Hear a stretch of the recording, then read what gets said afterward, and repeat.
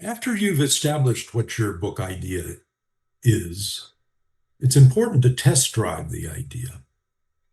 By that, I mean, let people know in your life, your friends, your relatives, what it is you intend to do, and give them a sentence or two summary of what it is and see what their reactions are.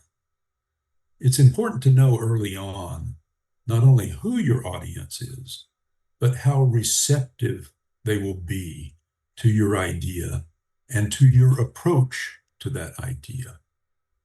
You can do this through conversations you have with your friends and relatives. You can do it through a blog or emails. You can test drive it on Facebook. However you choose to do it, I highly recommend that you put yourself out there. Put yourself out there with your idea and test it. See people's reactions and do that periodically throughout the book writing process.